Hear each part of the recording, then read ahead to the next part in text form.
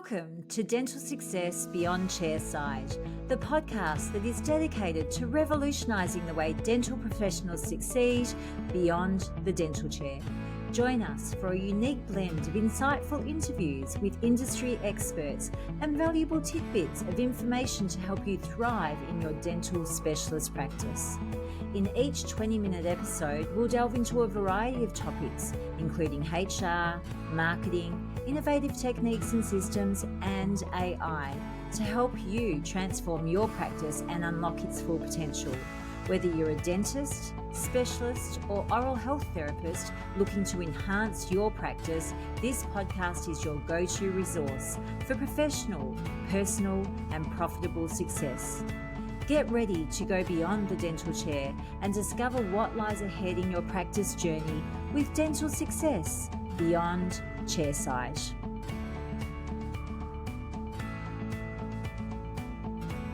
As a dental practice owner, have you ever thought about what drives performance quietly in your practice? Today, I'm joined by Dr Edwin Mac McDonald.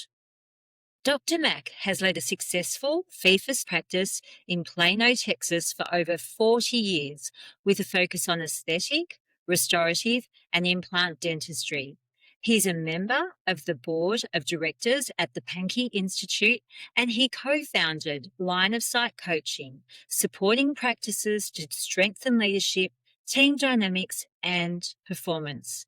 Dr. Mac, thank you so much for being here today, even with all of our tech issues. Thank you for the invitation, Michelle. It was very gracious. No, that's lovely. Can you share a little bit about your journey, Dr. Mac, with our listeners and what shaped your focus on leadership and communication in dental practices? Yes, thanks so much. What a great question. You know, in being in practice for 40 years, a lot of different things shape that over time. You start off thinking that private practice is going to be one way, and then the reality strikes home, right? And you realize that there's a lot more involved. And so I think the things that shaped me, one, you mentioned I'm on the board of directors of the Pankey Institute. That certainly shaped me a lot because it began to draw me to a whole person approach to dental practice in terms of not just thinking about the clinical, but just thinking about the entire person that I have the opportunity to work with and treat. But then that idea leaks over, if you would, into the team that I'm working with, the people that I'm working with all day, every day in a partnership.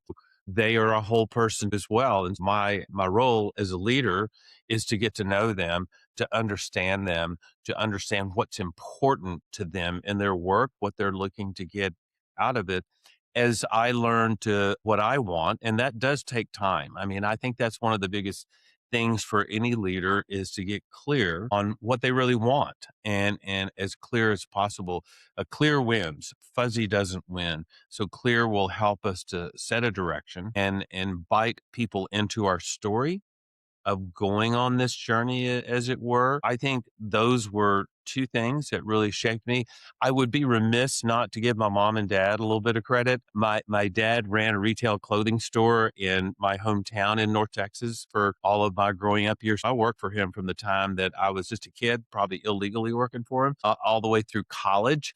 I just watched him with people, and he was definitely a people first person. I saw a lot of long-term team members on his team. Long-term, I mean decades. I, saw him all along the way, and I saw many of them at his funeral as well. So he was just that kind of person. And watching him lead people, really, I probably learned without even knowing it. To say that he had some colorful people in his story is the understatement. I could have written a book series about each of these different characters. Yes. I think that was a lot of it. Just so my mom and dad, other family members, certainly friends, just the experience of being responsible for a practice. In the beginning, it was just me and one person, right? And I was just trying to do MOD amalgams and not break a marginal ridge when I took a matrix band off. I mean, literally, it was that basic. It's a little more complex now.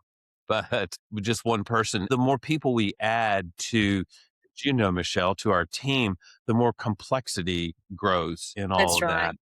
That's definitely the biggest pain point I see in most practices, because they grow organically by the very nature of what you do, because of your caring. You're really good, you're passionate. Then as your team grows, there's no structure. People don't understand that vision. It's not being communicated well. What do you feel are the other most common communication breakdowns that undermine team culture as you grow?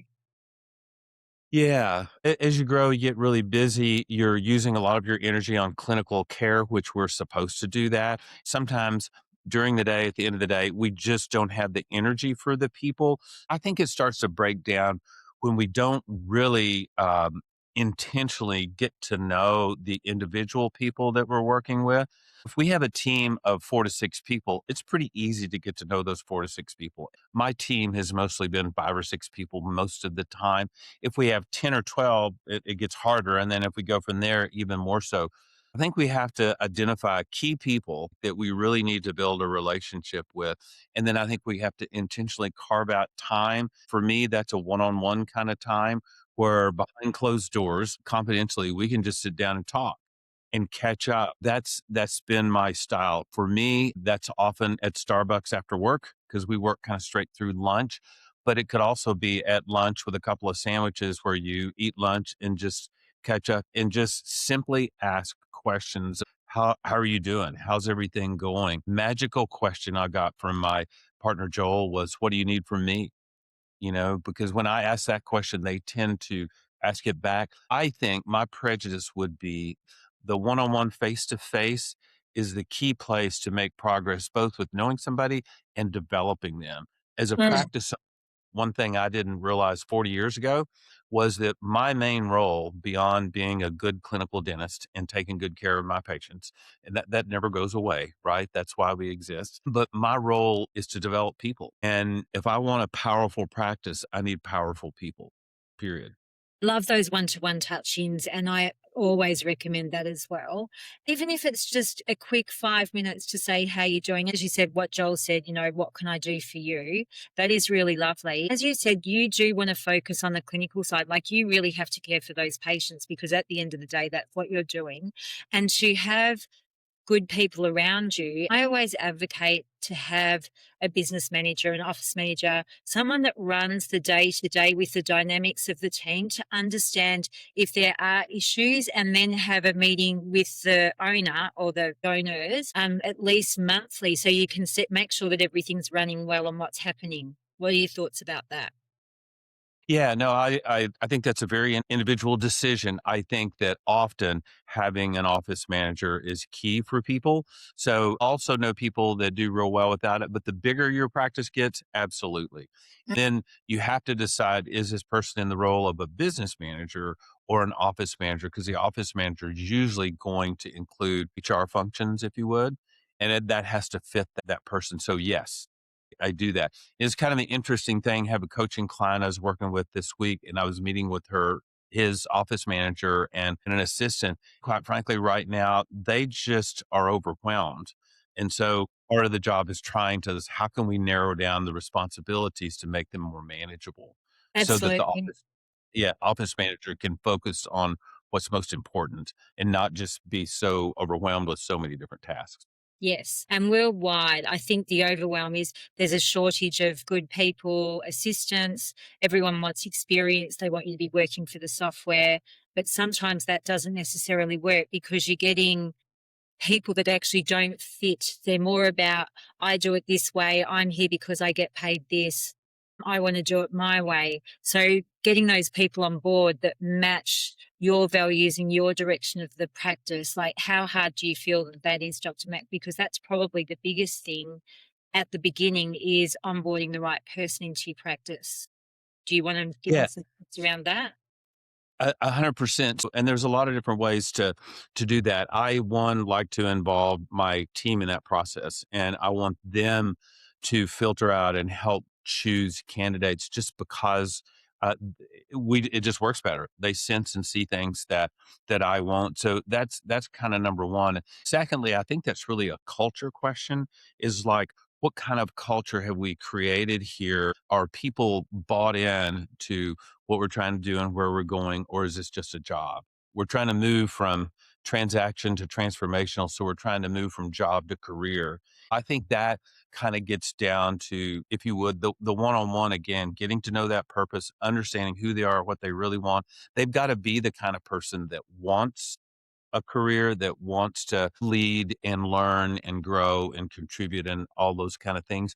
I think what we have to do is kind of build a little culture around our practice, because the culture then becomes our brand. And so culture is really built on values, like that we agree on how we're going to behave, how we're going to work together. One of the best statements about culture I've ever read came from Jenny Catron. She wrote a book called Culture Matters. She's a really smart lady. I'm using that book right now, but she defines culture is who we are and how we work together to achieve our purpose. Well, Mm. that means you've got a purpose in the first place, Yes. not just showing up to produce dentistry. We're doing something Yes. for a reason. How we work together is what we believe about how we want to do that, how we treat each other, what's important, what we made ourselves accountable to with one another. And if you don't do that, I don't care whether you're Apple or another huge, or Toyota or another huge corporation. If you don't intentionally work on how we work together, what we're willing to accept and not accept, you will have chaos and conflict. And that's what happens most of the time. So to put a wrap on that, I think the leader, the practice owner, is kind of the ceiling of performance for most practices. If we can learn as we develop ourselves how we show up to our team and the most important people in our world, we can take big steps of improving ourselves as leaders, because a lot of times we don't know how we show up to these people. We think we're one way, really we're another way. And it's important to go to work internally on that. Excellent. I'm just going back when you said coming into a practice, you want not just a job. Now, in dentistry, post COVID, it's changed quite a lot. Here in Australia, we were never allowed to do telehealth or anything like that. Now we can do everything virtually. Obviously, digitally, there's a lot of things happening. AI, if we want to use that buzzword at the moment, there's things happening around dentistry. So, dentistry for a dental nurse maybe used to be just, I think, four-handed dentistry. But do you feel in dental practices now, if you are emerging with those new technologies, that gives people who are coming in a chance not just to do chairside, they can be doing other things, as like with aligners, for instance, with Quinn checks. They might be able to help just at the beginning of that with scanning, digital scanning. What are your thoughts surrounding that? Because I really feel that perhaps career-wise in the past, you sort of went from a dental assistant receptionist to a senior receptionist, a senior clinician, and then perhaps to a practice manager or an office manager, but perhaps you're not quite the fit for that because of the type of person you are. Do you think that that could be a competitive advantage to be that forward thinking, forward doing practice for getting good team members? Yeah, absolutely. And for taking the team members you have and giving them an opportunity to really enjoy their career more. So Mm. 100%, like, the sky's the limit for any team member to dig into digital dentistry. I mean, literally, you can become a digital designer. You can be an expert in printing things. And as you said, aligners and aligner therapy. There really is no limit, because there's a lot that I would love to know that I don't know in that world. So yes, I think for some people that's a super fit. But then there are other things in dentistry, depending upon the practice, the nature of implant therapy and all of the biologics that go along with that is kind of another venue for practices. Hygiene has changed a lot with different Yeah, therapies there. I think that 100% that's one of the keys, is finding what somebody loves to do and helping them grow that way. Like in Australia, in the States, the biggest question 5 years ago is still the question is, how do I attract great people? But it's really attract, retain, develop. exactly. If we become a great place to work and we become known as a great place to work, then that's kind of our attraction problem right there. We've solved a lot of it. Then help somebody to grow in the direction you mentioned. I think you've hit the nail on the head. It's investment in your team, in ongoing training. People think about training as going off for a course for a day. So, I haven't got that person, we have to replace them. But as I say to people, it can be in-house training. You can get reps from the different companies, whatever, to come in to train you. You know, it might be lunch and learns. Then at a meeting, you can do a 5-minute how to use the fire extinguisher. Do you know what I mean? But I feel perhaps sometimes that's a little bit lost on the entire team. In the UK, dental assistants need to have CPDs like you do here for your dentist and your hygienist therapist. That investment in your team in doing stuff is just huge. It really is. And Michelle, that's a perfect example. Today in the practice, we had the pediatric dentists come in that we work with, and they're just delightful. And they did a lunch and learn, and it was on a variety of topics. So really the whole team was engaged in that, and hands down that. Or we've had our implant rep come in and do lunch and learns on components or somebody else. So yeah, that's just so easy, and it's free. It's free. Exactly. I mean, free. You pay for lunch and their lunchtime. But yeah, exactly. It's just like use your reps, use your people to come and help you, and it elevates them as well. But it really elevates the staff. Well, it does. And then I would say also use your own time in real time. So my nature is I like to teach. I like to teach my team something as simple as making a really good provisional. I'm talking and teaching and drawing all the time and just showing assistants how I do it so that they do it and enjoy it and feel confident in it. Those things in real time, we can use teaching moments, whether it's about bonding systems and strategies, materials, provisionals, whatever you're doing. Yeah. And I think people enjoy that. They feel stimulated. Yeah. And then team building days, obviously you can have those with an outsource for staff wellbeing and things. I think, yeah, what you've said, Dr. Mac, attract, retain, develop, your one-to-ones, really important. Is there anything else that we haven't covered that you'd like to share with our listeners today, Dr. Mac? I think this was a great start. We'd love to come back and talk some more about this, but I think that really hits the nail on the head. No, I think that was a great conversation. We were so thankful to have you on. It was just like, wow, just so good. What you've developed, you have line of sight coaching, you do free complimentary discovery calls. So for more information about Dr. Mac and line of sight coaching, please see our show notes. Thank you so much again for sharing your expertise. Really appreciate it. You're welcome. Thanks for asking.